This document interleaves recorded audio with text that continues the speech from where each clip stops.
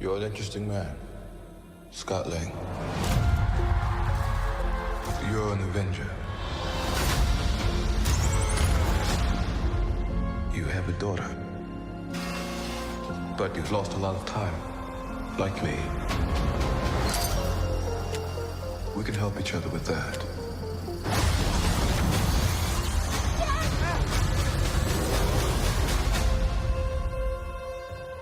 Who are you? I'm the man who can give you the one thing you want. What's that? Time.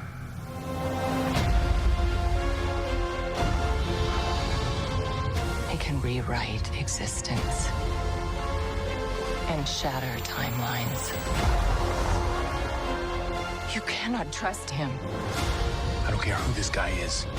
I just lost so much. He can give us a second chance.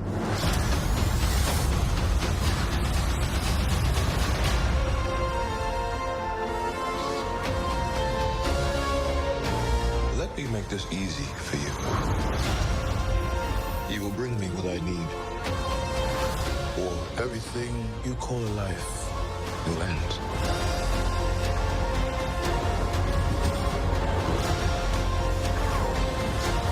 This is all my fault.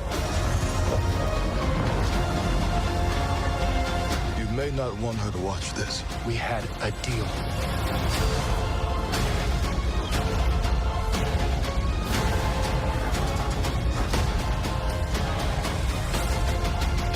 Thought you could win.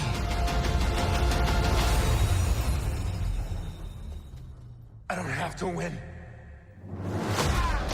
We both just have to lose. I'm sorry, Cassie.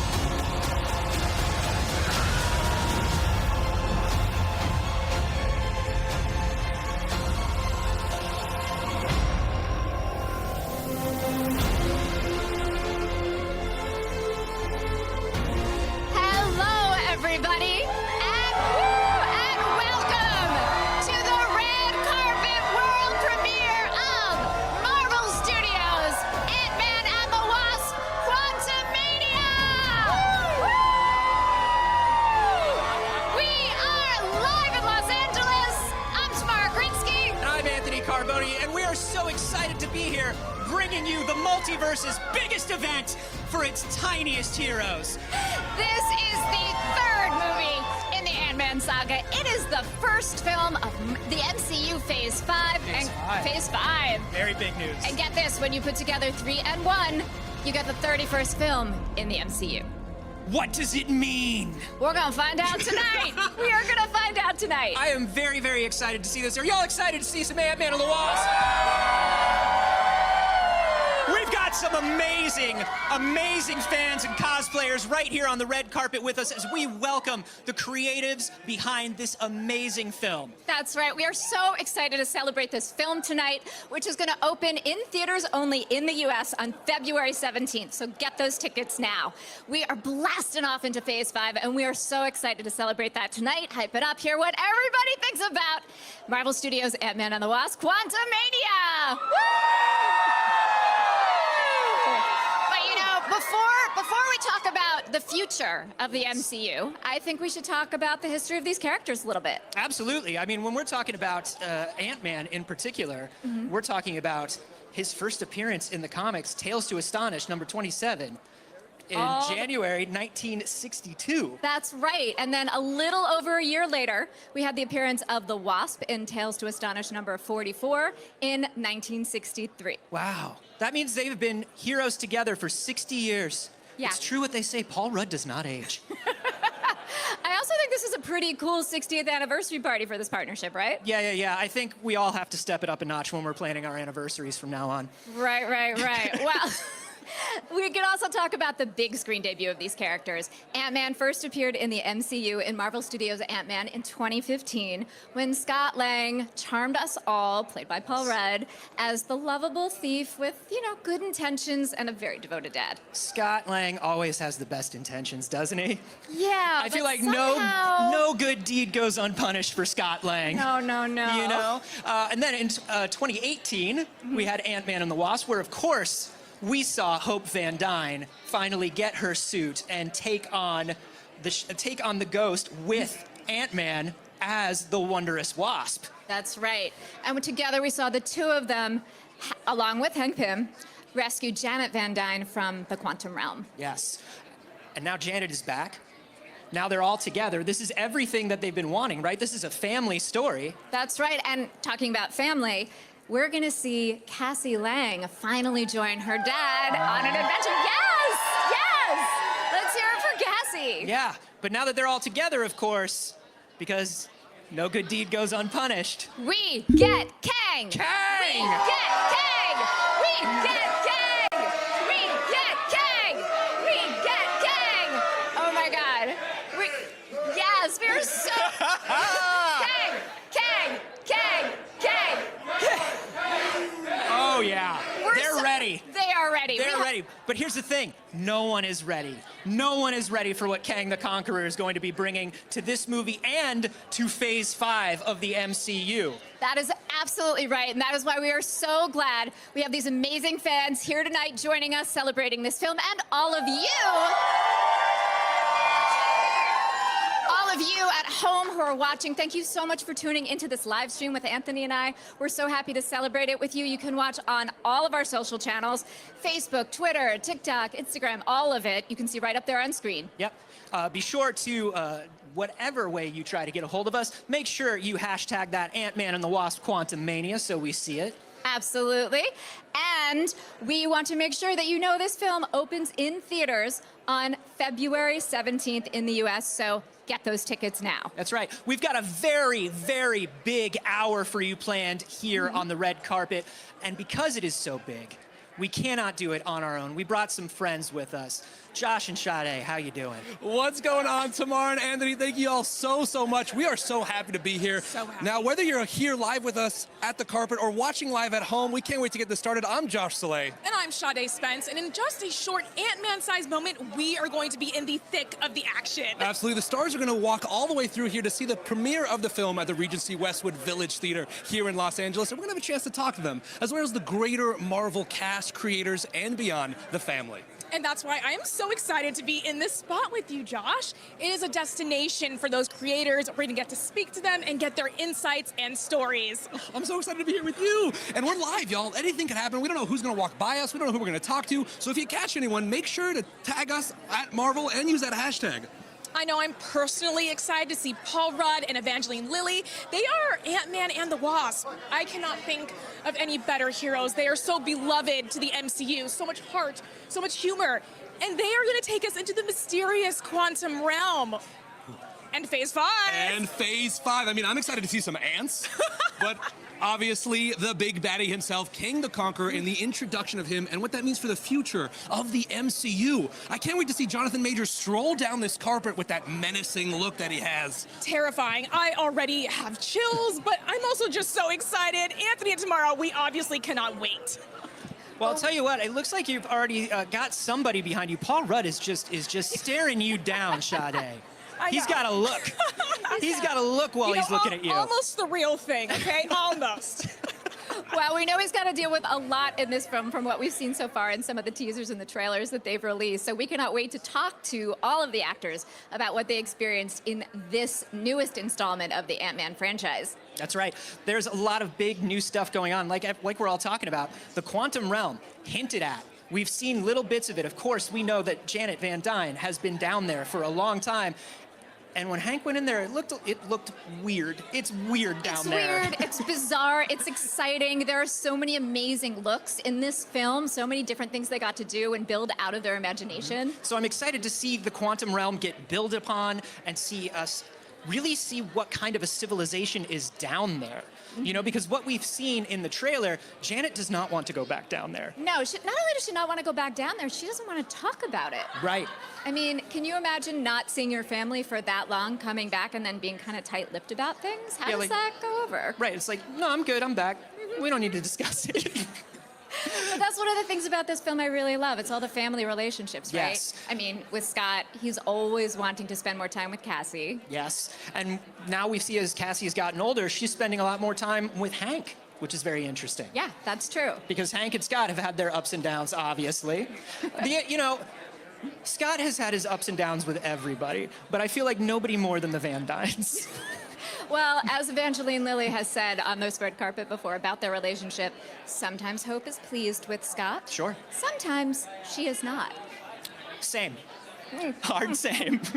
Well, now we'll see how it goes with his daughter because, there's a very, very big difference, I say this speaking from experience, between dealing with a small child daughter and dealing with a daughter who is learning to have her own opinions about things. And as we know, everything Scott has done, his motivation throughout everything has been Cassie. But it's hard for a child to see that when you've been gone for so long. That's right. And I'm also looking forward to seeing what the Hope-Janet dynamic is like, because Janet's been gone for a long time, and all that we've wanted to see is the two of them reunited. Well, we have a lot of things, a lot of mysteries, and a lot of questions that we want answered. A few of them might have hints in this trailer. Let's watch it one more time. Let's take a look. You're an interesting man, Scott Lang. You have a daughter. Dad. You're an Avenger. Have I killed you before? On February 17th, It can shatter existence. nothing can prepare you You may not want her to watch this. for the new dynasty. Ant-Man and the Wasp: Quantumania. Rated PG-13. Experience it in 3D February 17th. Oh! Look at them all down there. Amazing! Listen, we have got, I love on this carpet, we've got multiple Kangs. So many Kangs! We have denizens of the quantum realm.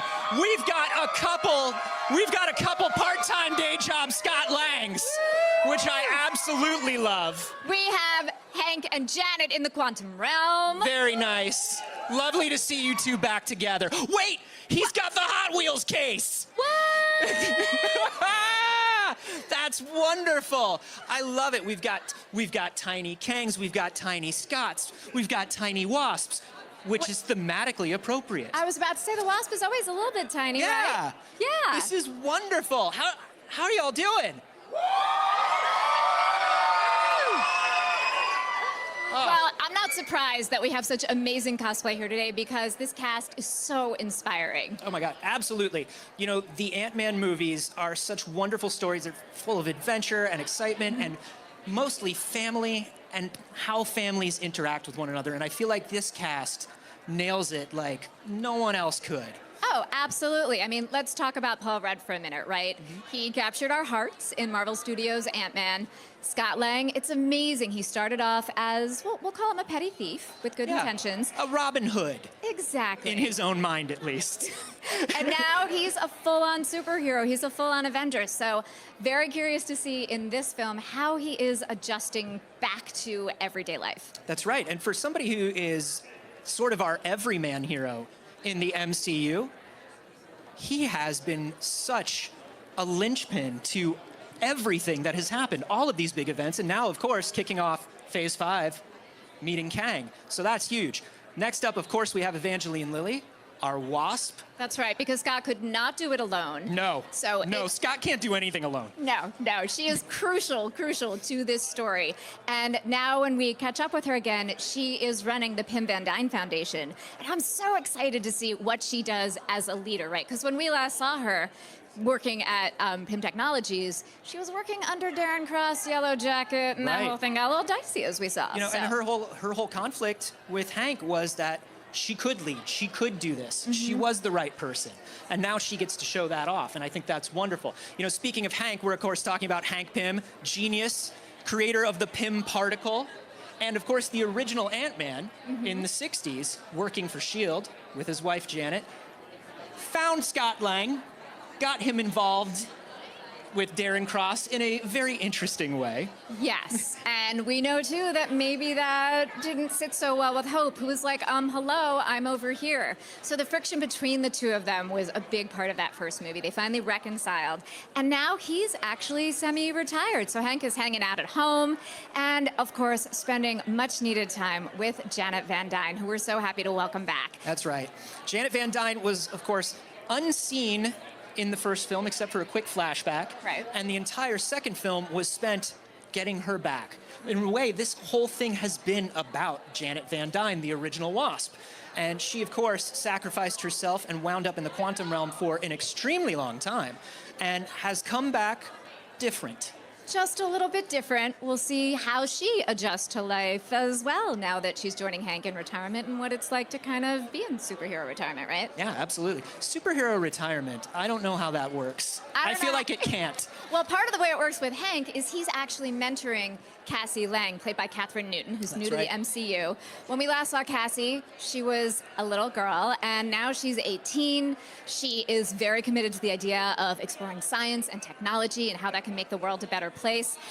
And we'll see how Scott reacts to that. Yeah, especially since Scott, an electrical engineer, is not the person she's chosen to be her mentor. She has chosen Hank Pym. That's right. So I'm excited to see how that plays out. But of course, all of them are probably going to have to put a lot aside to deal with Kang the Conqueror. Kang the Conqueror, our new big bad for Phase 5 of the MCU. I'm so excited to see Jonathan Majors in this role. That's right. Now, we have seen Jonathan Majors before as a different version of this character. He Who Remains. He Who Remains at the head of the TVA, but this is a very, very different Kang. Kang the Conqueror is a despot and a ruler in the quantum realm. That's right. They have really, really put together an incredible story here, and it couldn't have been done without an incredible group of creators and a behind-the-scenes team. And Josh and Sade, I want to hear what you have to say about this incredible group of people. Yeah, well, talking about creators, Peyton Reed, the director of the film, he directed the first 2 Ant-Man films, and I can't wait to see what he has in store for us in this one. Yeah, and Jeff Loveness is the writer. He's done Marvel Comics, now translating to the big screen. So exciting. Also, he is going to be writing Marvel Studios' Avengers Kang Dynasty. Can't wait. Also, Kevin Feige, producer and president of Marvel Studios, he has all the secrets. Steven Broussard is another producer, been with the MCU since 2008, so good to have another familiar face. And Bill Pope, the cinematographer, he worked on Marvel Studios' Shang-Chi and Legend of the Ten Rings, so he knows all about action, so I can't wait to see about the quantum realm. Christoph Beck, the composer, worked on all 3 Ant-Man films. Oh, I can't wait to hear how the quantum realm sounds. Yes, and Sammy Sheldon Differ, the costume designer, and you're going to see a lot of awesome costumes in the quantum realm, which I can't wait for you to see them. And speaking of the quantum realm, Jesse James Chisholm is our visual effects supervisor, MCU vet, so you know it's going to look quantumania, okay? Yes, absolutely. And Will Tay, the production designer. This is his first ever MCU film, so it's going to be a beautiful wonder to see what he has in store for us in the quantum realm. There's so many creators that put this together. I mean, Tamara, Anthony, over there, how does it feel with this beautiful Marvel family that's growing and growing the more we get into it? Well, we cannot wait to talk to this gorgeous Marvel family here on the carpet. By the way, this carpet is absolutely beautiful, and it reflects some of the incredible visuals that we're going to see in the film. That's right. We are at the historic Regency Westwood Village Theater here in LA, and it is absolutely gorgeous. We are excited to be here. We are excited to be surrounded by the fans as everything is happening. And as people begin arriving, it's very exciting. You know, one thing that we've been talking about and around, but we haven't talked about very much, is the quantum realm, and it's something that we don't know much about. But hearing as Peyton Reed and some of the other creators has been doing interviews over the last few weeks, hearing about their inspirations from the quantum realm. You know, obviously Peyton Reed loves a lot of that Silver Age 60s sci-fi. That's right. He said he was particularly inspired by the covers of sci-fi books, the paperbacks from the 60s and the 70s. Yeah, trying to take a bit of that like psychedelic, you know, these swirls of color, these kind of like you don't know quite where you are or what's going on at any time. And it's so wonderful to see that kind of translated onto the screen. And I wonder what that means for the quantum realm as a place. I don't know, but that's one of the mysteries of this, and I cannot wait to see it. Josh, Sade, what are you guys thinking about? Expansive, right? The Marvel Universe is so big, just like the quantum realm. It really touches every corner of our lives, Sade. It really does. And if you're a Marvel fan, chances are you're playing Marvel Snap. It's our fast-paced, adrenaline-pumping card battler game that puts the entire Marvel multiverse in your hands. And that's not enough. It won the Mobile Game Award at the Game Awards last year. Amazing. I mean, y'all, if you're not playing Marvel Snap, you gotta start playing it. And what's also incredible about this, it's gonna take you into the quantum realm with the new season. And we got an exclusive debut trailer paid for Marvel Snap. Let's check it out.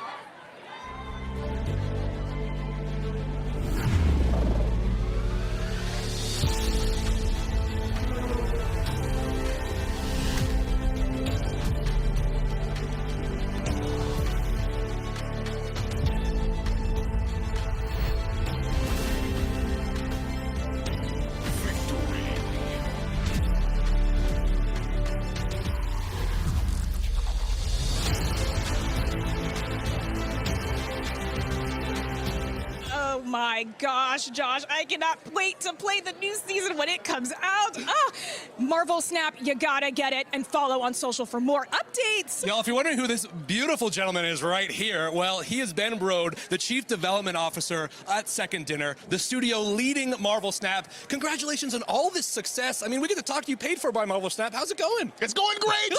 I'm super excited to be here. Ben, I love it. Well, we are so excited to have you, and we're big fans of Marvel Snap. And we were just talking about the Quantum Realm event. We are so excited.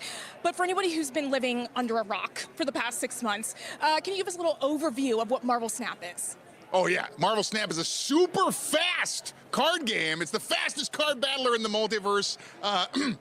It's on your mobile phone, so it's free. You can go download it right now, whether you've played strategy games before, or it's your first time ever playing a game. It is so much fun and so easy to get into. Okay, I gotta talk about battle mode that just came out. Yeah. Now I can play with friends. Yes, exactly. Tell us more about it. Well, yeah, look, I've been curious who among us is the best Marvel Snap player, and so I've been playing with my buddies, and yeah, y'all can play Marvel Snap, download it today, and play against your family, play against your friends, and see who's the best. I love it.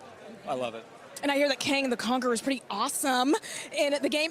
And Moonlight's as a DJ, you gotta tell us more about that. Yeah, so Kang the Conqueror is a card that's coming out soon in Marvel Snap, and when you play Kang the Conqueror, he rewinds time. He controls the power of time. And so you get to see what your opponent's going to do and all the moves they're gonna make, then it rewinds time, and you get to respond to that and play the whole turn again. And they know now that you know what they were gonna do, and so are they gonna do the same thing? Are they gonna change it? It creates some really interesting, fun mind games. This is incredible. And you know, working with Marvel has been like a dream come true, and they let us do really crazy variants that explore the character throughout all the different multiverses. And Kang, you know, is like the master of the multiverse, and so they let us do a cool DJ variant where he's like DJing a rave in outer space. It's one of my favorites. This is awesome. This is incredible. My mind is blown. My mind is blown. Well, y'all, if you're not following Marvel Snap on social, check it out on the screen right here. Make sure you're following Marvel Snap because you need to have all the updates as well. Yes, and if you are not already playing, scan that QR code, download it, and again, follow on social for more updates. I mean, Ben and I are going to be playing battle mode while y'all doing the carpet, right? That's the go, plan. yeah, That's the plan. Let's play right now. I got it covered. I got it covered. Well, Tamara and Anthony, how are y'all doing there on the other side of the carpet? We're really, really good because So we've just good. gotten some exciting news. That's right. We have heard that Ant-Man is in the building. Ant-Man is in the building! Paul Rudd has arrived! That's right. Everybody is starting to show up. We are here. We are here on the carpet, and in just a moment, the cast is going to start coming through, and it's very exciting because they're coming through to help us kick off Phase 5. It's happening tonight. And there's so much about this movie that is laying the groundwork for what's to come in Phase 5. Now, these people are very, very well trained to keep the Marvel secrets, but we're gonna try and see what we can get out of them. We're going to do what we can. And listen, we're very good. We're very good. Yeah, but they've got super secret training, so I don't know. We'll see how it goes. I feel confident in the fact that we are going to spoil everything to... No, we're not going to do that. Oh, no. No, but I am excited to talk to them about what it feels like to kick off Phase 5. You know, Ant-Man and the Wasp came in sort of, you know, not at the very beginning. They weren't Phase 1 characters. Right. This is a whole new feeling, I would imagine, and whole new territory for Ant-Man and the Wasp. Right, well, we're taking stories from the Ant-Man franchise. You know, formerly they've been in San Francisco. They've been set in a world that, like, all we regular humans, are familiar with, that we know. We've seen, like, everyday objects, like salt shakers get blown up, huge size, and that's been really fun. But now we're going to take those more intimate stories, and we are going to go on an epic, epic adventure. That's right. And it's all happening in, gosh, under an hour right now. But Josh, Sade, I hear you've got somebody with you over there. Oh, yeah, we do. We are here with production designer Will Hatay. How do you feel surrounded by all of these Marvel fans? It's amazing. It's such an incredible turnout. They're all dressed up, most of them, and it's fabulous. Yeah, it's great. Now, Wilte, I gotta ask, this is your first introduction into the MCU. It is. What was it like coming into this big, wide family? It was incredible, actually, because it happened during the pandemic, so that was tough. We're all working remote, and remember the Zoom days, we were doing all of that. Everyone's been great, and it's just such a great opportunity, really, you know, to get to design the Quantum Realm it's just been fantastic. Yeah, which we have so many questions about. Where do you get inspo? Where do you even start? It seems so expansive. Lots of conversations with Peyton Reed at the beginning, and lots of research. I do a lot of visual research, a bit of reading around the subject matter, and then you kind of your brain melts. Yeah. But no, I do a lot of drawing still. I still draw, and then I work with a whole team of great artists, and just grow the ideas, and we just expand them for whether it's story. Well, it's always story driven, but at the same time, we are trying to create something which is visually unique as well. You know, we're always thinking about this kind of multiversal Marvel universe that we've created. So we're just trying to slot into that, but give it a little twist too. Now, this is going to be a tough question to answer, but through all of the work in this film that you've done, what are you most excited for fans to see about it? Kang. Jonathan's amazing. Honestly, one of the great joys of designing things and being a designer is when you design a set or a world or an environment and the actors just become it. And Jonathan is a very, very generous man. He came up to me on set numerous times and just was thanking me for it. And, you know, which is awesome. I mean, he's an awesome actor, but I think the fans are going to love seeing Kang.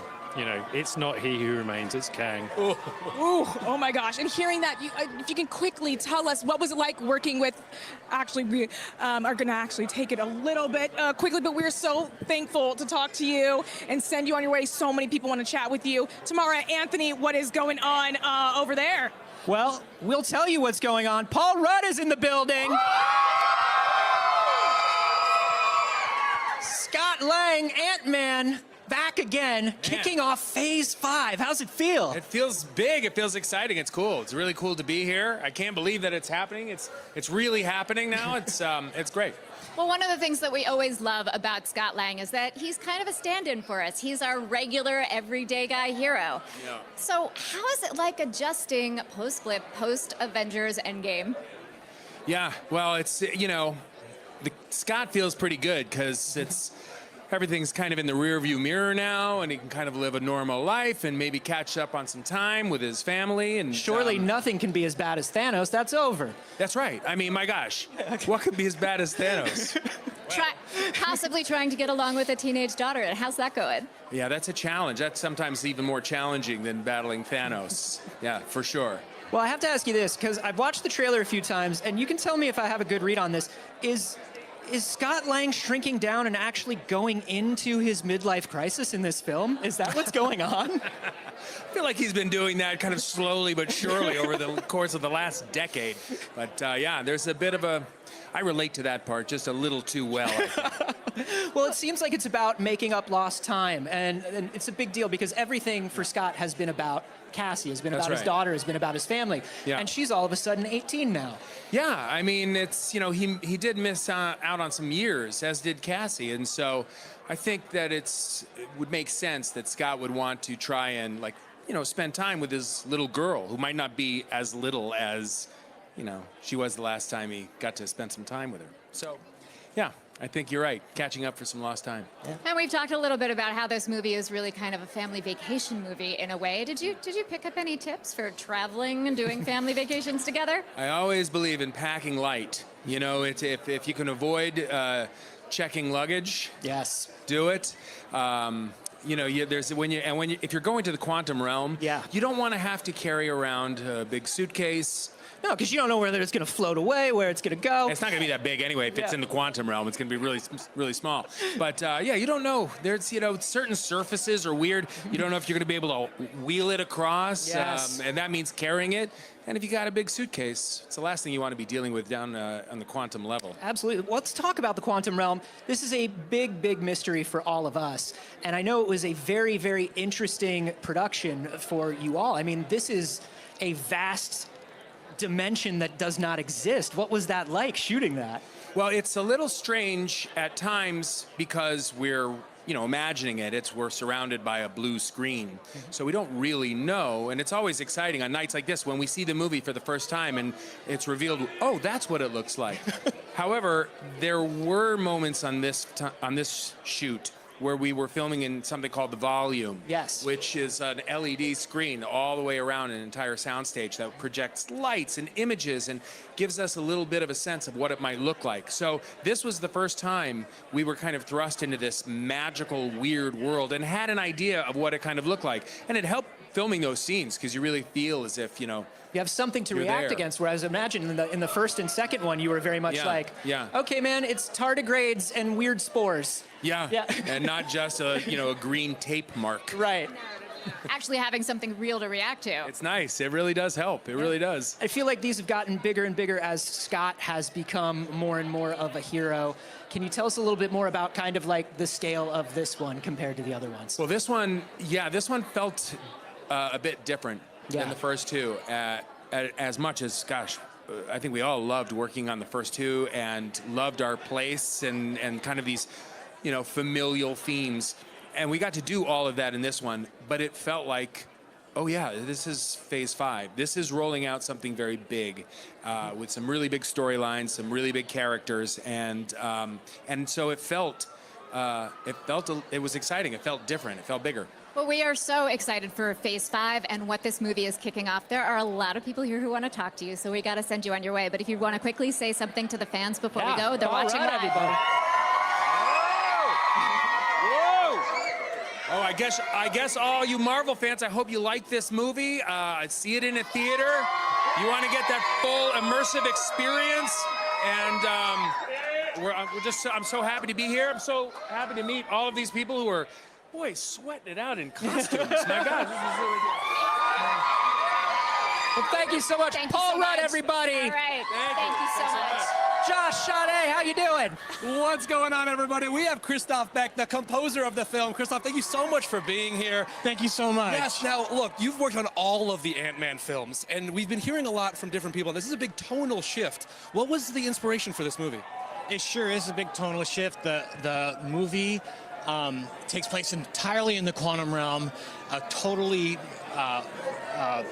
fantastical world made up from whole cloth, and the music needed to reflect the newness of that and the strangeness of that and the fun of that too.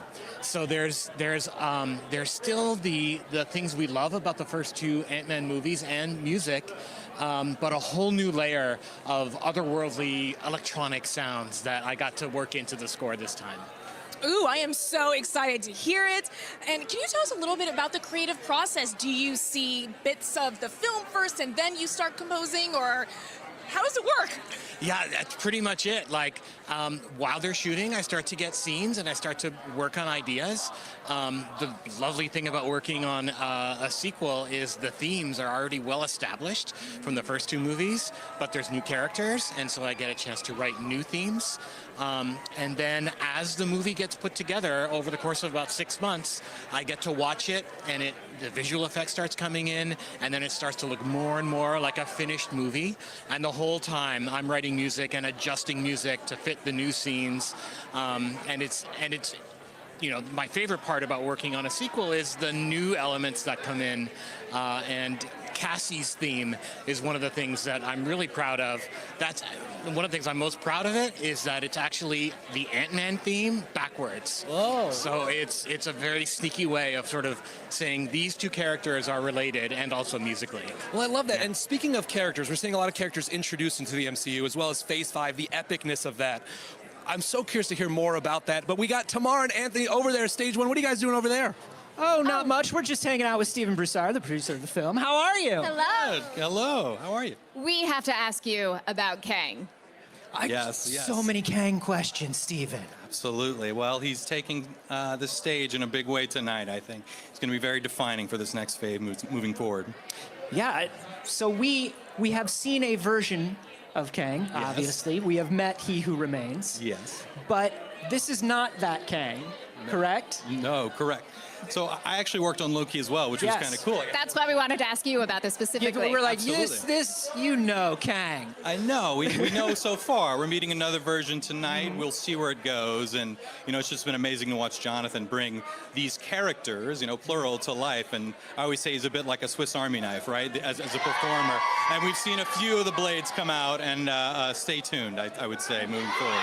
I feel like you must love when you're working with characters like Kang, when you're working in places like the quantum, the quantum realm, you must be just such a huge fan of like all of the Marvel continuity history and where these characters come from. What kind of story are you looking forward to telling over the course of Phase 5? You know, it's this story was very exciting to tell, and it was great because, you know, when you're lucky enough to get to a part 3, which we are, you know, on this particular franchise, we want to try something new. And so the whole idea was to take these characters that we know and love and have been in these relatively smaller movies, you know, crime genre movies, and we pick them up and we drop them in a completely different type of movie, you know. So to your earlier point, and it's just exciting to kind of watch these people in a completely different situation, and all the world building and the science fiction that went along with that was a blast.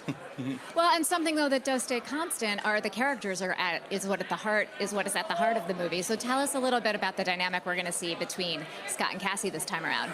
Yeah, I think one of the themes of the movie is that, you know, the race is never over, right? As long as we're here and we're drawing breath, growth continues. And so he had a relationship with his young daughter, who was, you know, a beating heart of those first 2 films.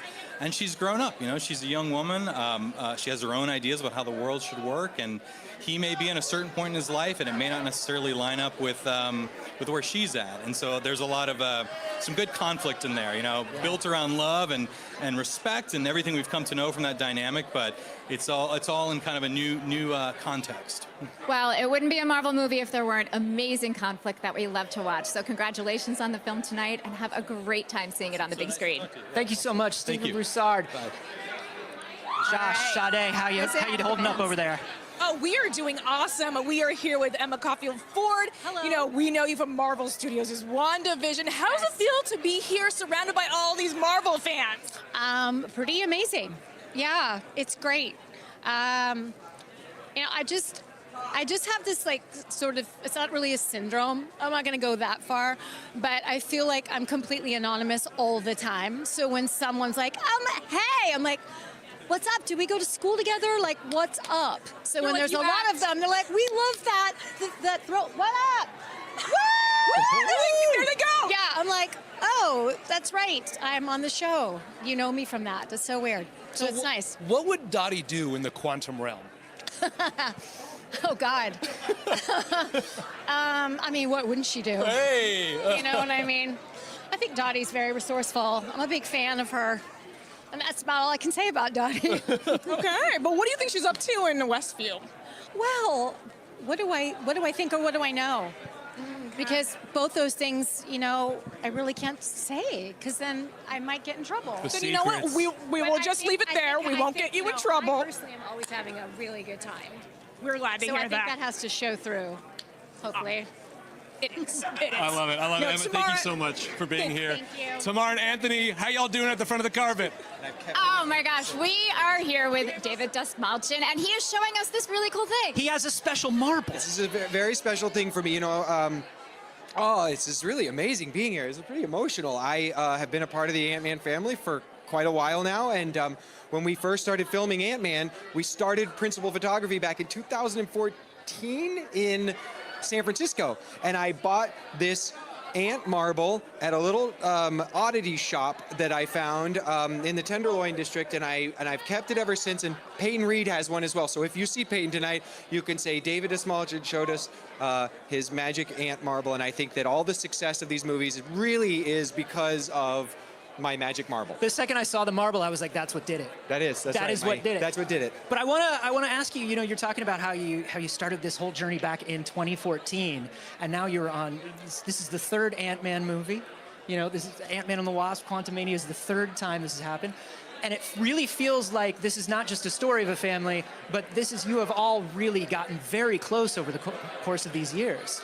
These stories are about family. This is the most heartfelt of all of the MCU stories, in my opinion, and I'm so proud of what Peyton has been able to accomplish in the story that he tells of Scott's journey, Hope's journey, Cassie's journey, Hank, Janet. I mean, it is a family, and that I've gotten to be a part of that in a small way has just been one of the highlights of my life, and I want everyone to know that making this film and being back with these guys was one of the most joyful cinematic experiences I've ever had working. And if what you're going to see tonight or in the weeks to come is even a fraction of that joy, you're in for a heck of a fun ride. Well, speaking of small, you actually get to play a character in the quantum realm, which is pretty That's right. amazing. So can you tell us a little bit about your character and what it was like shooting there? This is monumentous for me. I've been hiding this inside for so long. This is the first time I've been able to talk about Veb, my character. Yes! Because I'm here tonight. Like, I can talk about this now, right? Is it okay? I can Yes. talk? Okay. The most, like I said, the most joy I've ever had getting to bring a character to life, but they were so collaborative. The whole team, the writers, producers, from Stephen Broussard to Jeff Loveness and Peyton Reed, they were just like, where do you see this character's powers going? What do you see him being able to do? And I am a character, a creature, a being who exists in the quantum realm, and he's surrounded by his friends, but they're under a lot of oppression from a very nasty individual who we know is going to cause a lot of problems for a lot of people. And I get to be part of the resistance. I hope things work out for Veb. He may be small, but he might be mighty. Well, we're very, very excited to meet Veb. We're so excited to have you back. This is so wonderful. David Dasmalchian, thank you so much Have for a great joining time us. tonight. Thanks for talking to the fans. Of course, thank you. Love you guys all. Thank you. Josh, Sade, back to you. What's up, y'all? We have Sarah Haley Finn, the casting director of the film. Sarah, it is so great to have you here. Now, Thank you. Jonathan Majors, King the Conqueror, Oh, yeah. what was that like? Exciting, exciting. I mean, I hope you saw him in Loki because we were able to introduce him there, knowing that he was going to emerge in a really profound way. Such a talented actor, such an exciting addition to the MCU, and I can't wait for you to see what's going to happen. Also, in this movie, Quantum Realm, you know, new creatures, beings, characters. What were you looking for when casting? I don't know if I can give away any spoilers, but it was wacky. It was wacky. I would say that we cast characters that we have never heard of or considered ever having to cast before. And it was also a lot of fun. And as I'm sure you know, or we'll find out, we were able to get some amazing actors to come in and play with us in this quantum realm and bring them to life.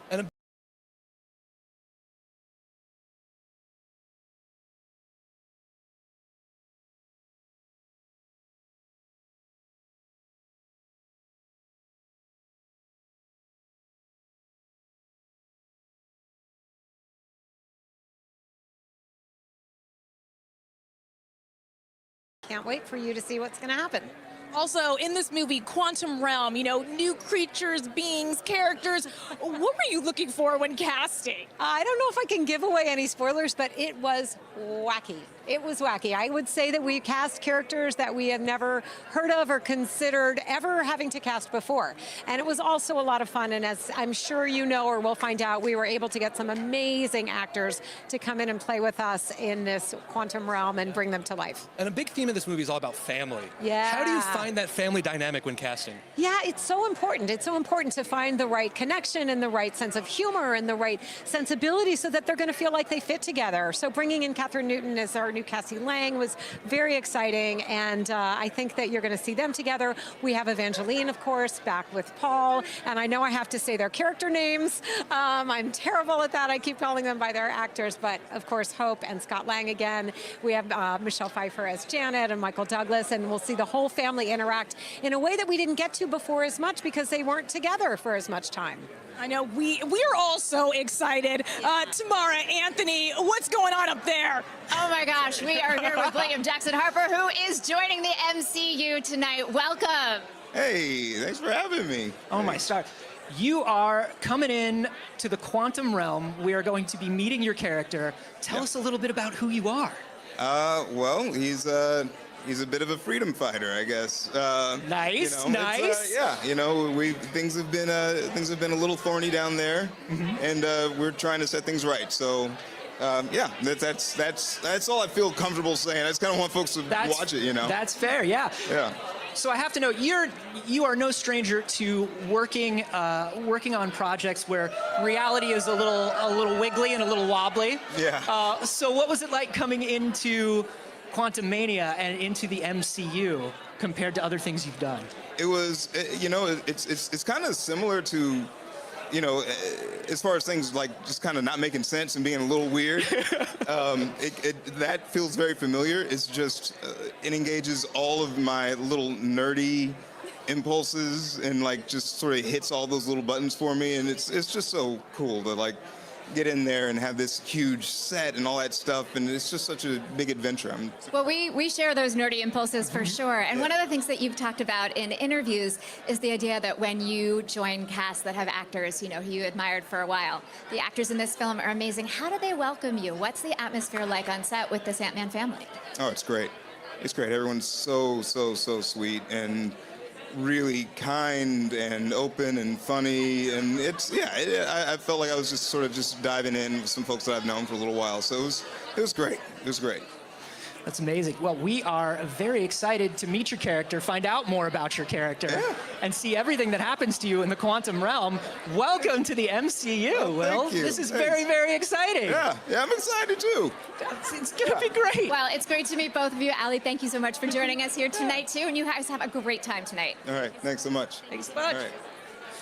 Oh my stars, everybody is showing up. I know, I love this. What's going on down at stage 2? Oh my gosh, y'all. Everyone is just beaming. We're looking radiant. It's a quantum energy. People are lining up through this carpet. It's insane. It is so exciting, and we have talked to so many of the cool creatives we mentioned earlier, if you're just joining at home, that have really brought this film to life. Sarah Haley Finn, casting director, so huge to know who's bringing the people in. Yeah, I mean, the great thing about this Marvel family is it's a family, and it really just transpires all across the different realms, and now you have the quantum realm that we're bringing in. You just talked to William Jackson Harper, who plays Quaz, which is another addition to this MCU world with new people in new realms. It just gets larger and larger and larger. And bigger and bigger and bigger. But it was so cool to see so many reunions, speaking of this family, and we are just so excited, beaming. Can't wait to see what else goes down tonight. Yeah, I love it. I absolutely love it, because it's so good to have a chance to talk to these incredibly talented stars and creatives. Tamar and Anthony, I think you got something else going on over there. We are here with our wasp. It's Evangeline Lilly, everybody. So, I read this fantastic interview that you did where you talked about the fact that Hope has been one of the most challenging characters for you, but there was something about this time around. You had an epiphany. And I would love to hear more about your thoughts on Hope this time.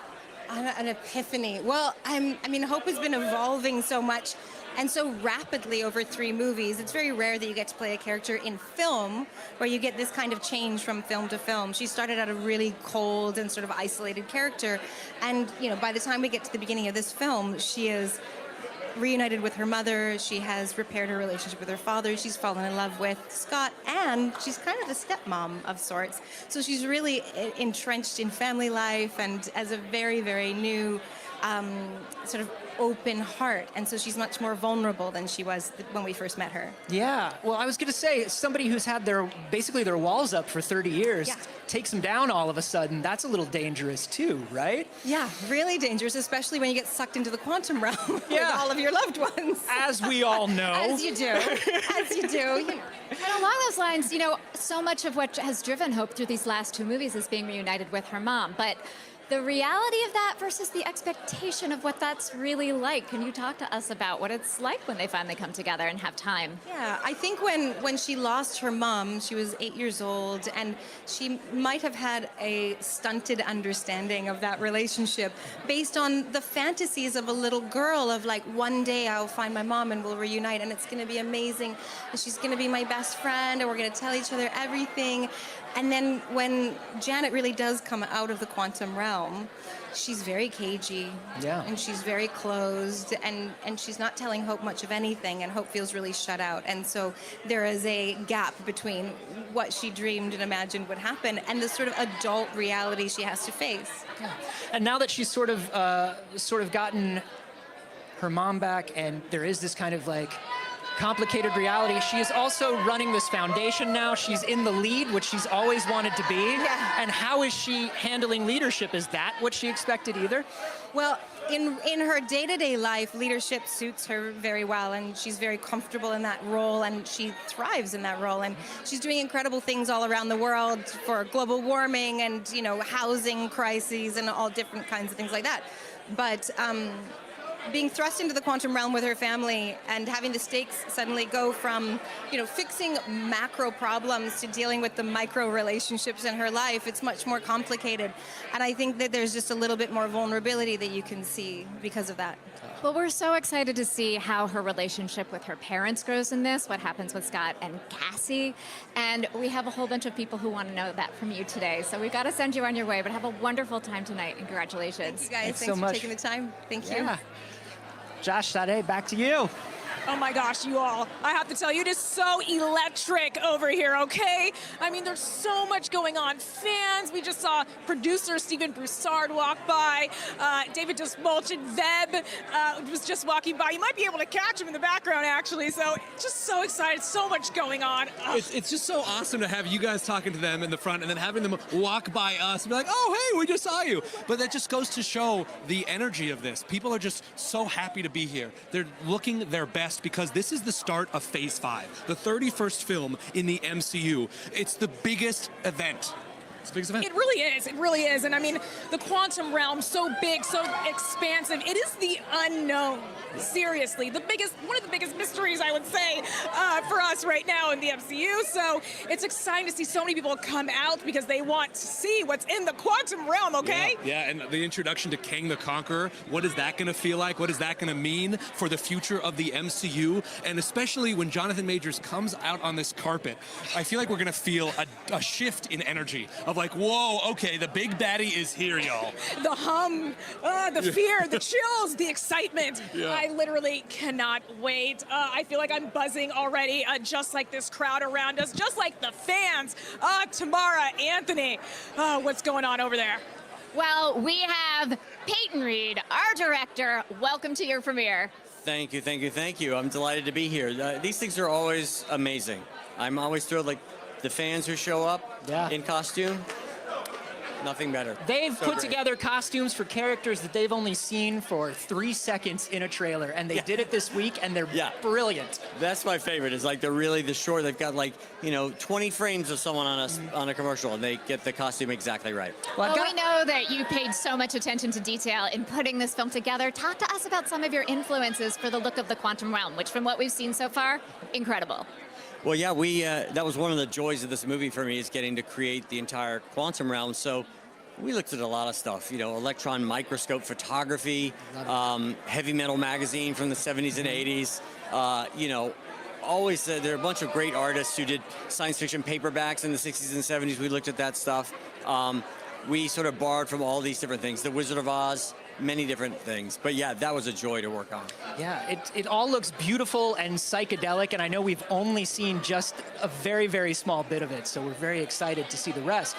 But how has this been sort of kicking off an entire phase? Like, you're not just creating a realm, right? But you are kicking off Phase 5 of the MCU. No, it's fun because, I don't know, 8 or 9 years ago when we started shooting the first Ant-Man, what was fun about that was Ant-Man was kind of operating in the margins, a little away from the Avengers. And now, with quantumanIa, our third Ant-Man movie, we get to kick off Phase 5. And we get to introduce Kang the Conqueror, who, played by Jonathan Majors, who is just fantastic. I mean, as a kid who read Marvel Comics, I always loved Kang. Yeah. So to get to be the director who introduces him to the MCU is a huge honor. Well, what was it about Jonathan Majors that made you go, yeah, he's our Kang? Well, Jonathan just has it all. I mean, he is like the actor of his generation. He's really exciting. He had the physicality that Kang the Conqueror needs, but he also just has the presence. I mean, Jonathan is a force of nature, and we had many conversations about how Kang the Conqueror was going to move and speak, and he's a character who doesn't experience time in a straight line, not past, present, future. He lives in a loop, and he lives in all these different timelines. So it was fascinating to help create that character with Jonathan. Well, we're very excited to see all of it come together. Is there anything you want to say to the fans before you dive into this premiere tonight? Yeah, listen, thank you to all the MCU fans. You've been so supportive over the years. We've just made a third Ant-Man movie. We're going to take you all down into the quantum realm. And what I'd love to say is, see this movie on the biggest screen you can with the best sound. We want you to really immerse yourself in the quantum realm. We're going to take you further down than you've ever been. Well, we cannot wait to go on this journey with you. Have a fantastic time tonight, and thank you so much for stopping to talk to the fans. Absolutely, thank you so much. All right, congratulations. See ya. Thank you. All right, now I believe our friend Josh is running around somewhere. Let's catch up with him. Let's see what's going on. What's up, y'all? I'm over here at the incredibly delicious activation paid for by Lunchables at the other end of the carpet. Let's check it out. For the Marvel Studios' Ant-Man and the Wasp quantumanIa premiere event, Lunchables has reimagined the iconic Pym's Lab, featuring a larger-than-life ant made up of Lunchables kabobbles. Lunchables fuels creativity and encourages everyone to use their imagination and build a world with their food. Inspired by our favorite ant friend from the Ant-Man universe, the giant Lunchables ant is 6 feet tall and 8 feet long, with chicken nuggets as the head, body, and tail, pretzels as the legs and antenna, and cheese as the eyes. All of these delicious ingredients are components of Lunchables Chicken Nuggets Kabobbles, and you can build a miniature version of this ant yourself at home. And speaking of miniature versions, over here we have the Build Station. You can find a food-sized version of the Lunchabuild ant, as well as a robot and bear Lunchabuilds. We also have the blueprints to create the builds yourself, which you can find on Lunchables.com to help guide your creations. Oh my gosh, I'm gonna have myself a snack. How y'all doing at the other end of the carpet? Whoa! Oh, ladies and gentlemen, we are joined now by Jonathan Majors, Kang the Conqueror!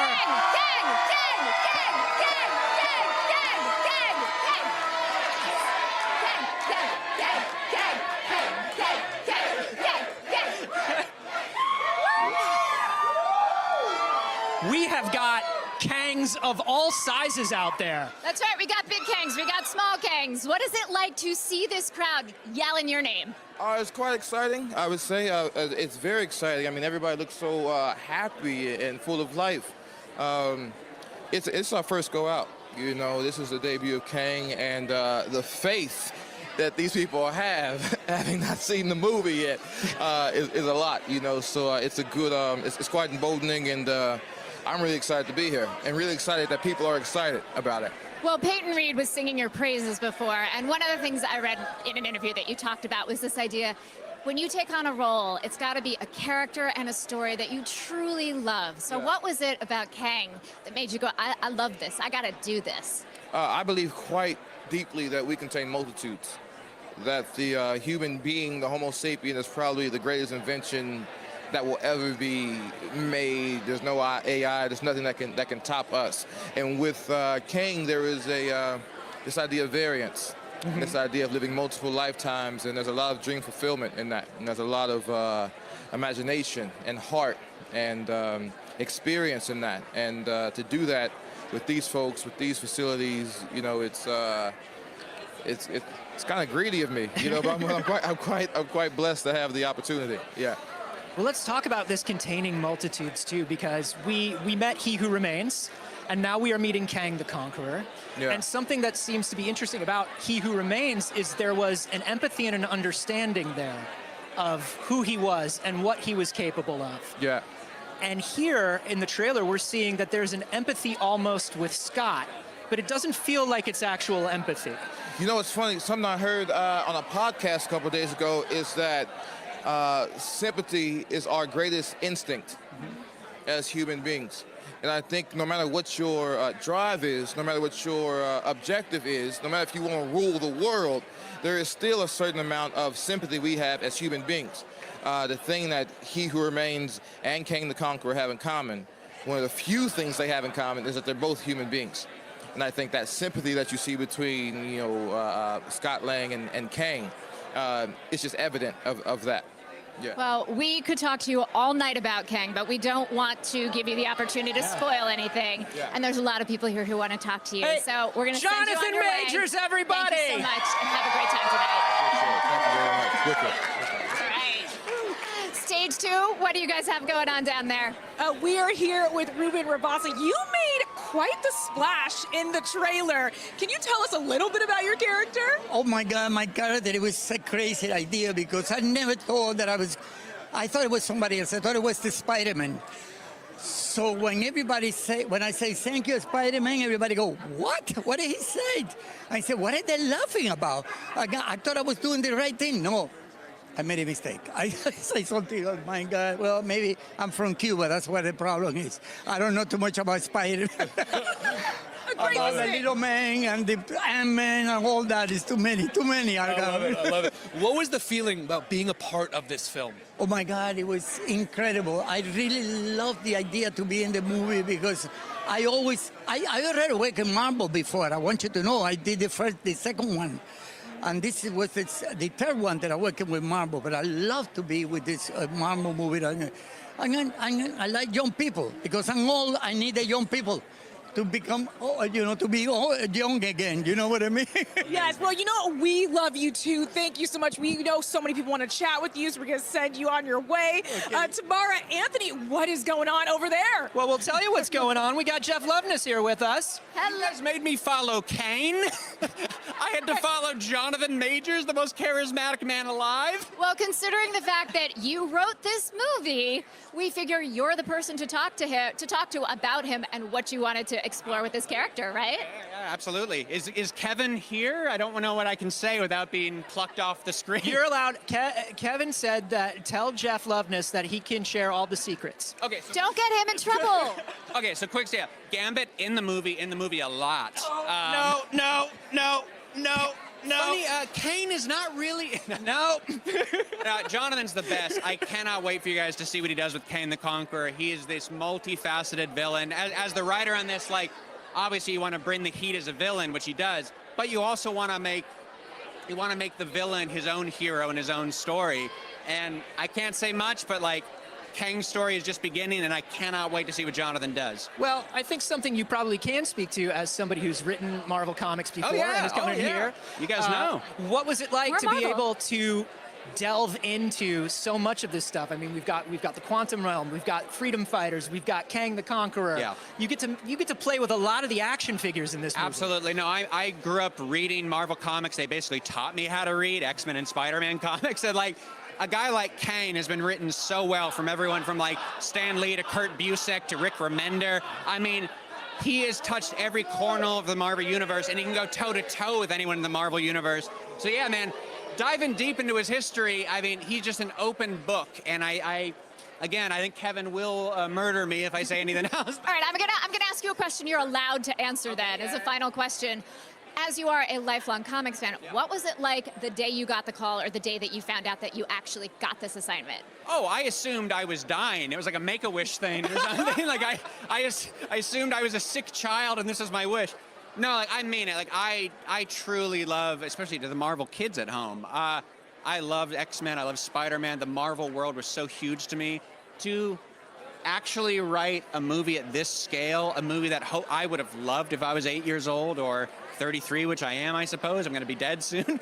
But it's a thrill, and I hope you guys love it. I think it's funny and exciting and big. And hey, the movies are back, baby. That's what I have to say. All right. All right. Well, we're both older than you, so thanks, Jeff Loveness. Back to stage 2. What is going on, y'all? We have Victoria Alonso, the executive producer, here with us. Oh my goodness, it is such an honor to be here with you. Thank you. Congratulations on this night. Now, family dynamic is a huge theme in this movie. Yes. What was it like bringing that to life in this film? You know, it's a new point of view trying to learn as a parent through your child. And sometimes your kids maybe do things that they shouldn't, and yet they do it. And there's consequences. So here we are.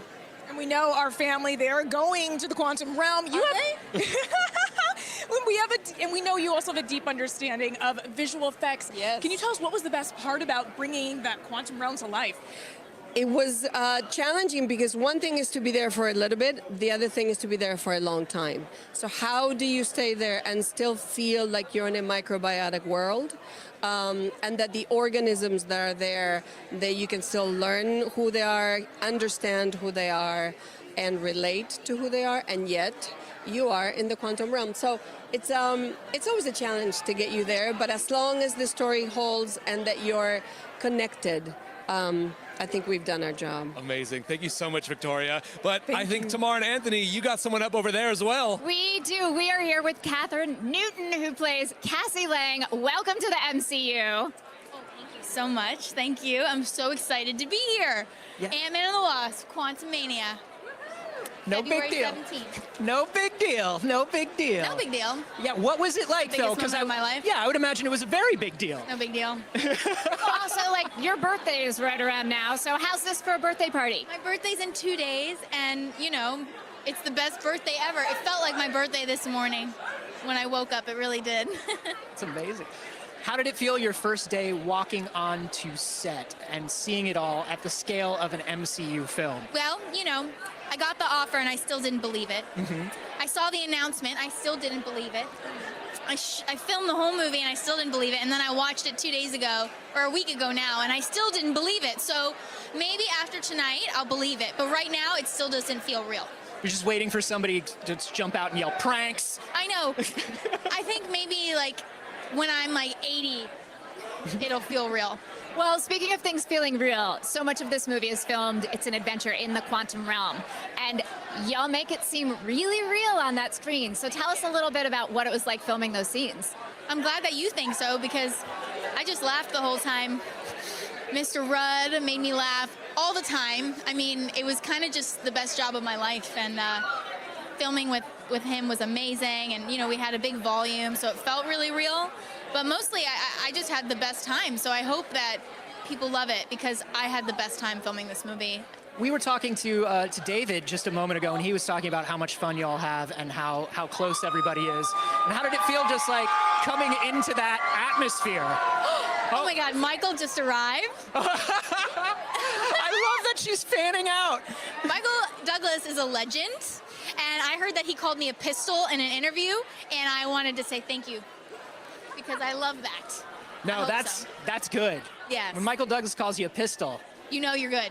You know you're set. Set for life. Peak. I've peaked. It's not going to get any better. I don't believe that. You've got places to go. No, after filming this movie, I was like, even if, like, no matter what I do, nothing's ever going to be as great as this experience was. It was the best. It was a dream come true. Well, we are so excited to be here tonight for this, as you're experiencing it, this dream come true. Congratulations. Welcome again to the MCU. Thank you. We are so excited to have you, Catherine Newton, everybody. Thank you. We're going to talk a little bit more about this mysterious quantum realm that we're all trying to figure out here. We always loved doing the unexpected with Scott Lang.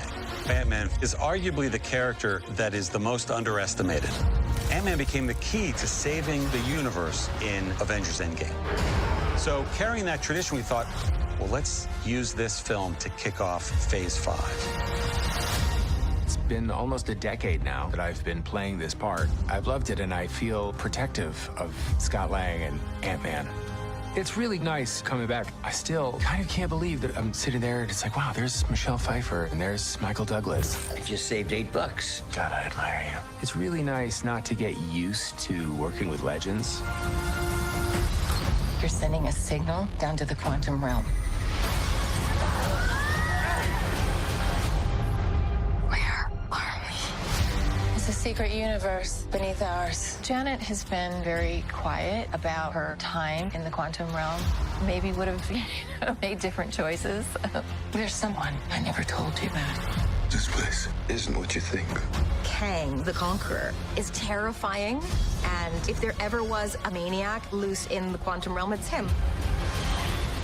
Playing Kang the Conqueror is such a gift. Your reality.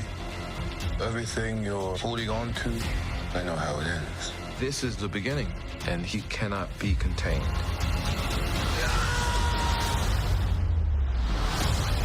Something like this, which is so transportive and visually striking, people should really see it in a movie theater. You want it to be as big and as visceral and consuming as possible. Audiences are going to watch this and go, I can't believe this is happening. It's going to be bonkers. It's like we're camping, We've never been camping. but we've always talked about it.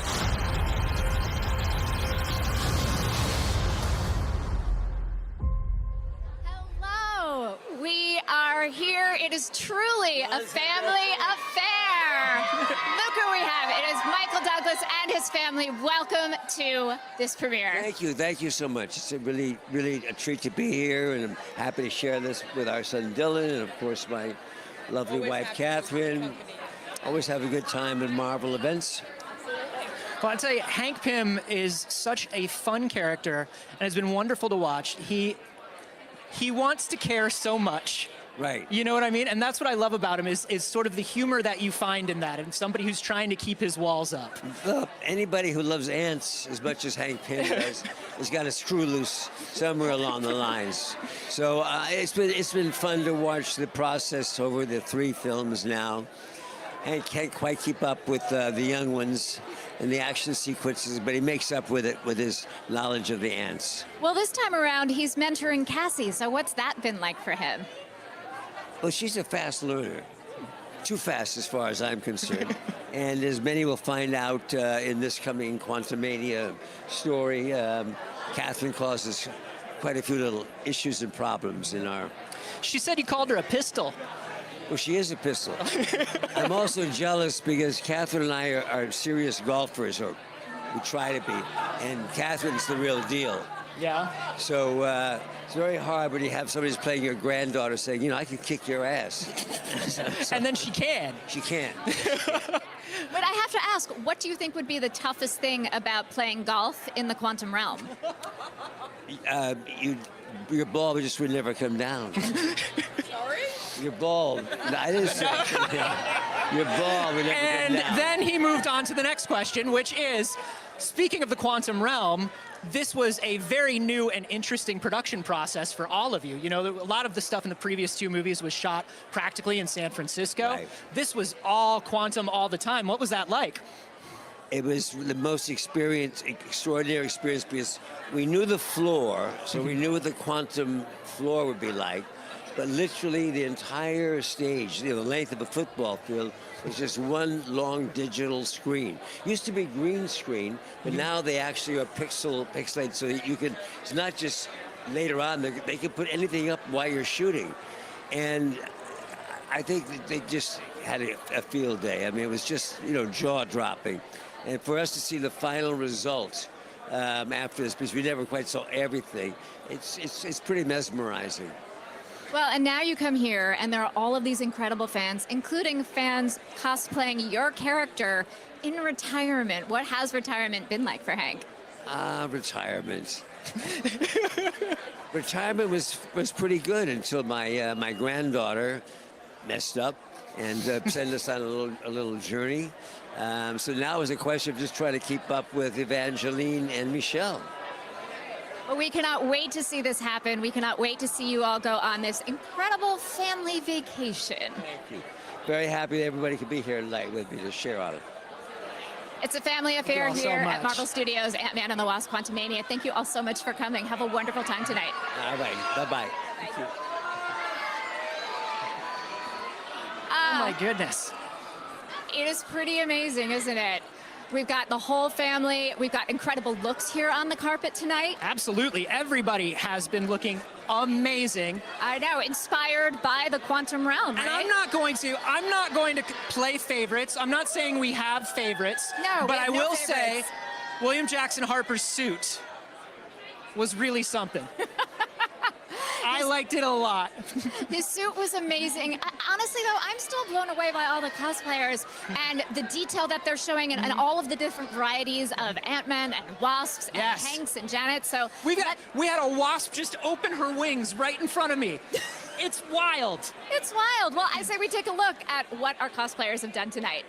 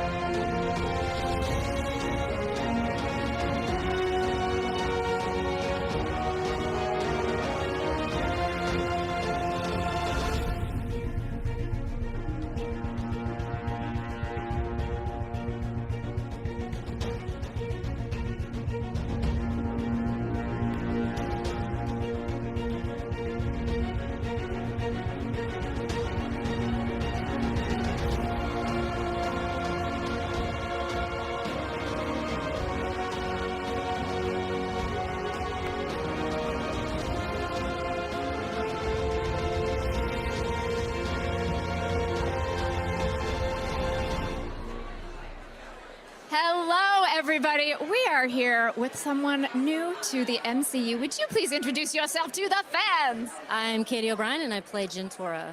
This is very exciting. Tell us about your character as much as you can. Oh, as much as I can. Well, Jintora is a freedom fighter in the quantum realm. When we land there, our heroes find it in a state of disarray, and I'm trying to make things right. And as a freedom fighter, I hear you get to engage in some action. What was the training like? I know you've got a lot of martial arts training. I do. I've had about 30 years of martial arts training. So some. Just a little, like a couple. Yeah. Making me feel a little older, but that's fine. But my stunt double, Nili Sitan, is she's like a weapons master, basically. So I don't do a lot with weapons, and she has this like really cool staff that we'll get to see. So I've had hours and hours and hours of staff training, and I hope it pays off. I think it's going to look really awesome. Well, everything we've seen so far looks amazing. You know, so much of this film is all about the quantum realm. We've seen like a little bit. What can you tell us about shooting there? I mean, it was beautiful.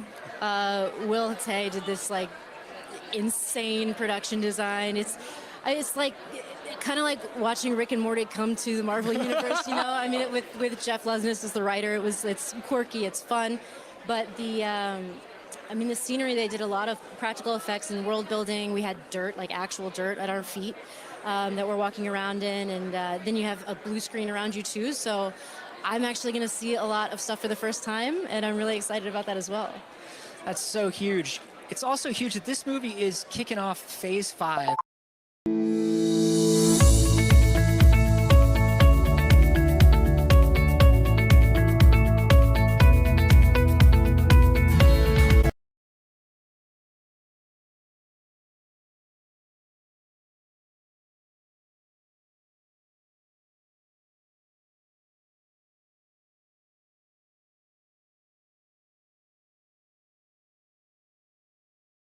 Huge. It's also huge that this movie is kicking off Phase 5 of the Marvel Universe. This is the biggest thing in movies. Yeah. What did it feel like to know that you are kicking this off and you're a part of it? It's just, I don't know. I don't think about those things. I actually saw your face go, oh, I'm doing that. I was like, oh yeah, it is Phase 5. That's right. Yeah, it's amazing, and it's like a fresh restart. So I hope that the fans are going to be excited as well. I'm looking forward to it.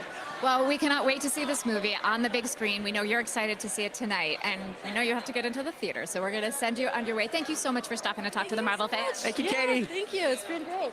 All right. Josh, Sade, how you doing? What's up, y'all? We are celebrating the 60th anniversary since the Wasp flew into comics. Yes, when she first flew into our hearts in Tales to Astonish number 44. That was in 1963, and she's been flying through the pages just about ever since. Absolutely, and you can read all about the Wasp and more with Marvel Unlimited, your source for over 30,000 comics. As an exclusive offer for fans tuning into tonight's red carpet, we are unlocking a giant-sized offer on Marvel Unlimited. New members can use the code QUANTUM1 right there on your screen when signing up for a monthly membership to receive your first month for just 1 cent. Again, that is QUANTUM1. Use that QR code right there on the screen, and there are tons of Marvel comics. Again, over 30,000 of them. It's insane. It's so exciting. I mean, scan it. What are you doing?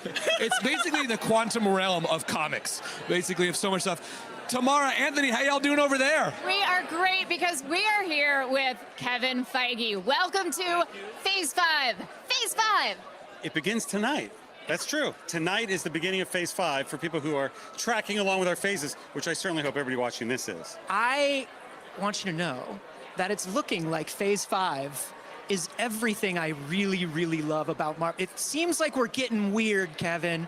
It seems like we're going places that are very strange. When you have a title called quantumania, you want to make good on it.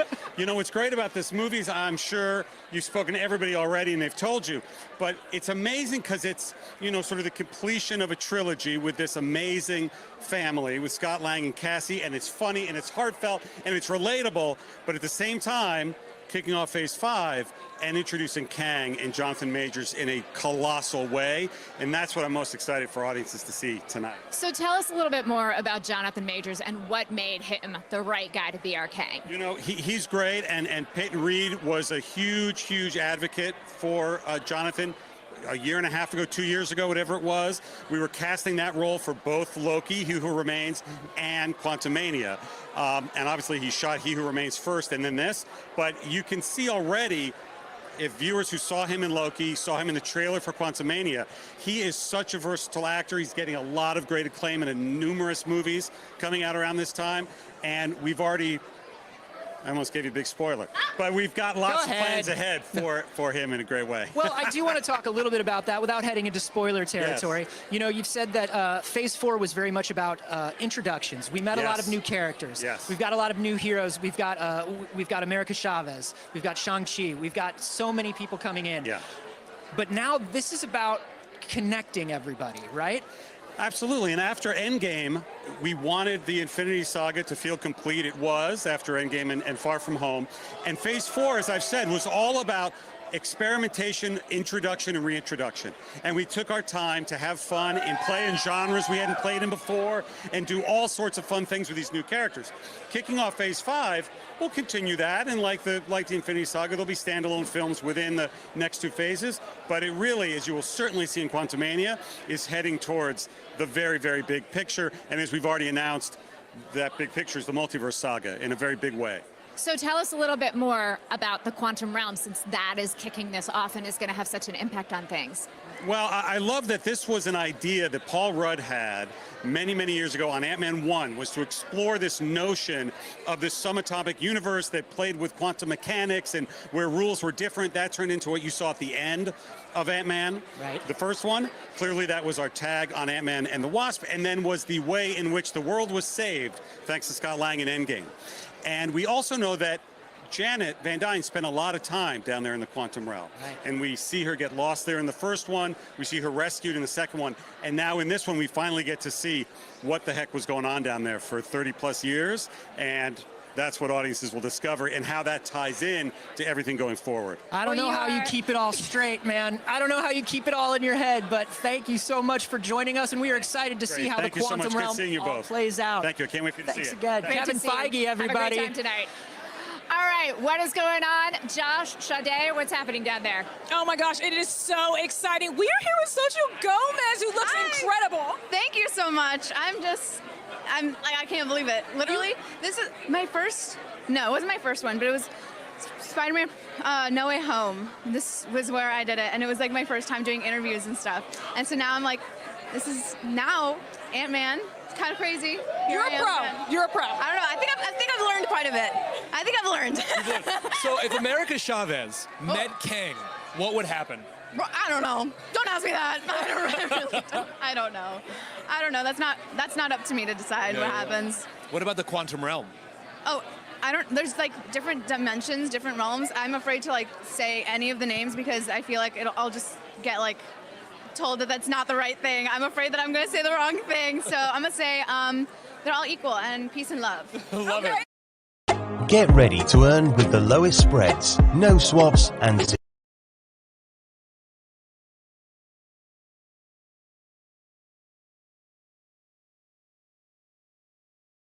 And peace and love. Love it. Okay, I'm down with that. Now, earlier you were just telling us a little bit about how you went into a little bit of the fan area. What was that experience like being around all that energy? It's just so mind-blowing to me. That's probably one of my favorite parts about coming to these premieres is the fans. It's just coming and like feeling that love is so special, and it makes me feel so welcomed, you know?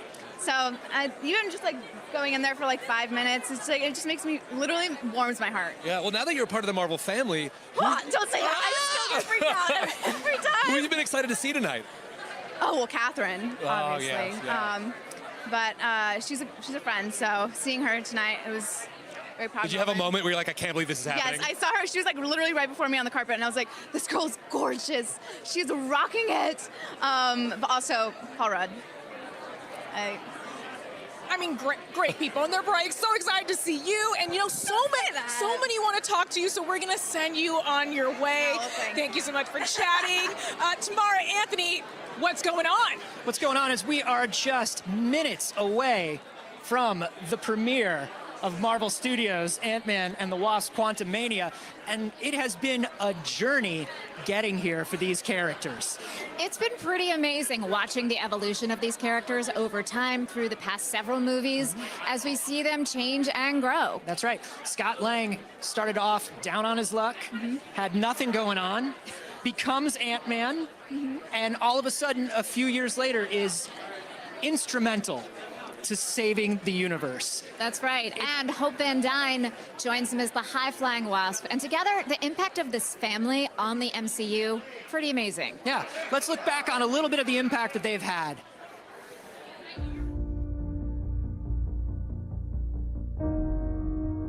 Scott, I need you to be the Ant-Man.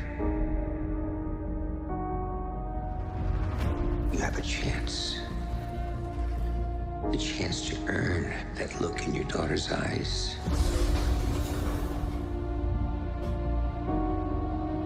To become the hero.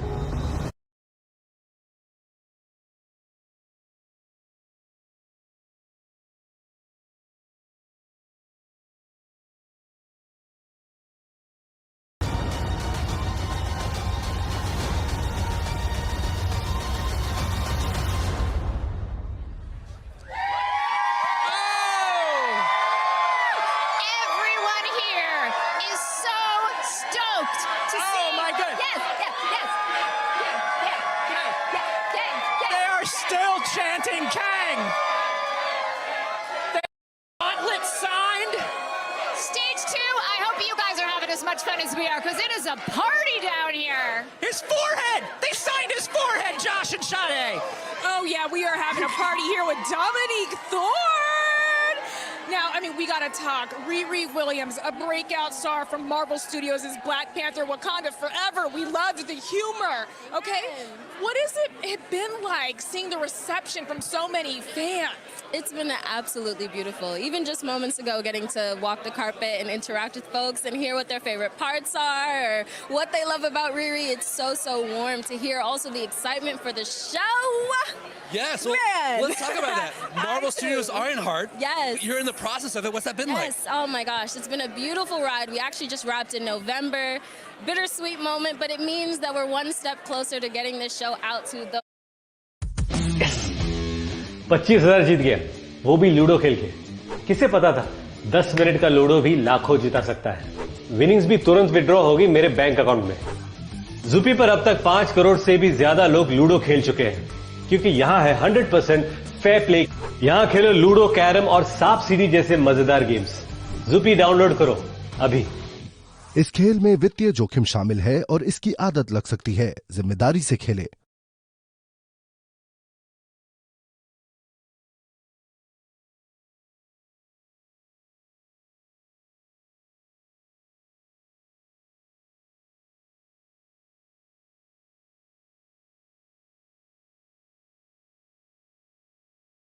that we're one step closer to getting this show out to the world. And man, I am right there with everyone, it seems, all of you, when I speak about how excited and ready I am for folks to receive her in her fullness. Yes. Oh, I love it, I love it. And now we are here for Marvel Studios' Ant-Man and the Wasp: Quantumania.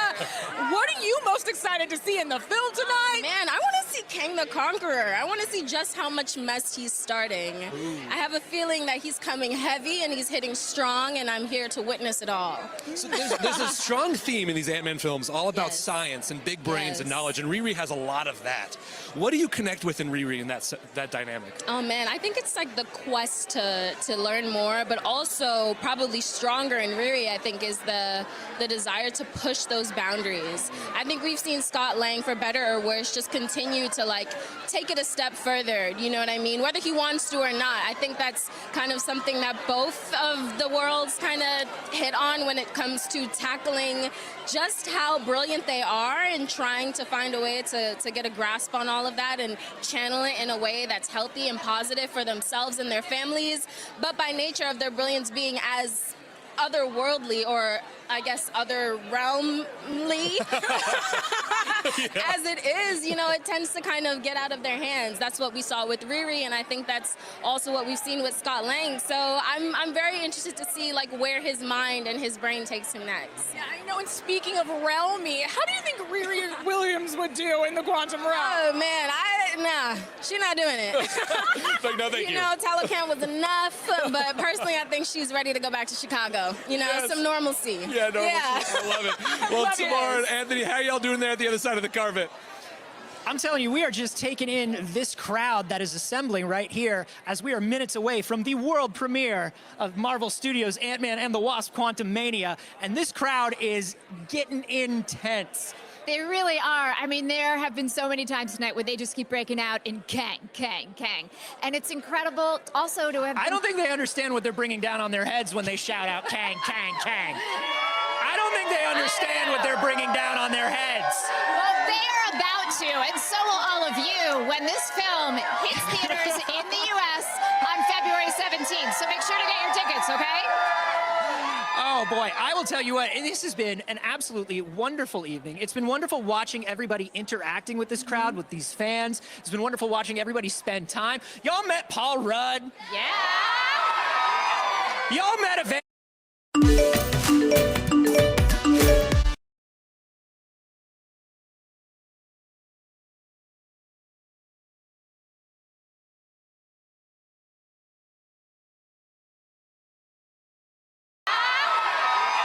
Y'all met Evangeline Lilly. Y'all saw Michael Douglas? Yeah.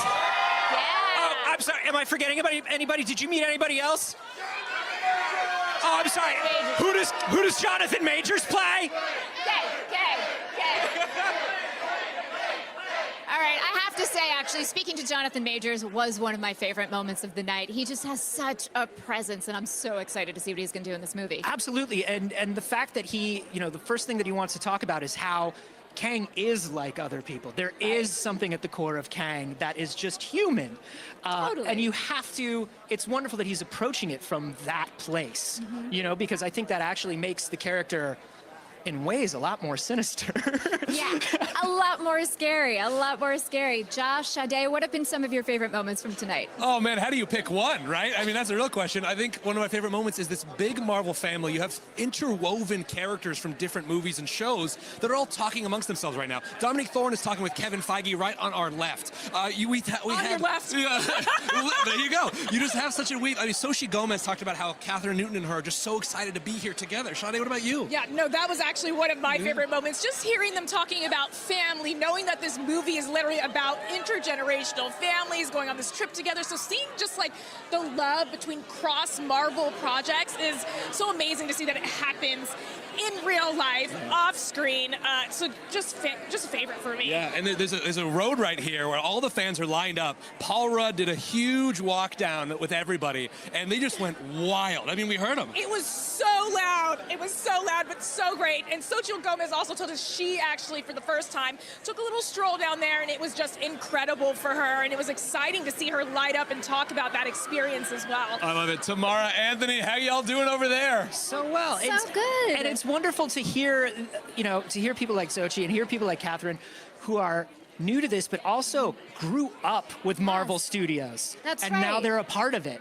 Well, and also like hearing Jeff Loveless talk about, you know, he is a lifelong comics fan, so getting to do this project, the realization of all of that, of something he's loved forever. I mean, I love the fact that so many of the people involved in this movie are just as big as fans as we are.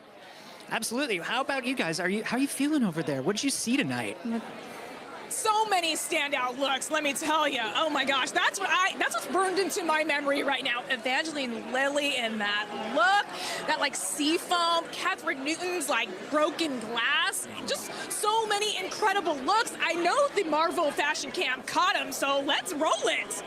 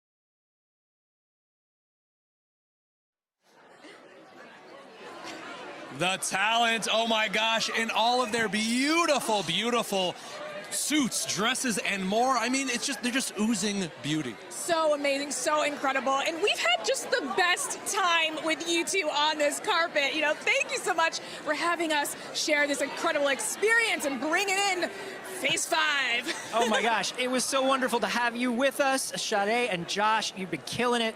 And we are so excited to watch this movie with you in just a moment. That's right. We cannot wait to see this. Thank you guys so much for making sure that the fans are getting to see every inch of this carpet, everything that's been going on from where we are right here all the way down to the end. That's right. Thank you all so much for joining us, for being here throughout this live stream, for sharing your thoughts with us on social. We've been seeing them all. Y'all are wonderful, and we cannot wait for you to see Marvel Studios' Ant-Man and the Wasp: Quantumania when it hits U.S. theaters on February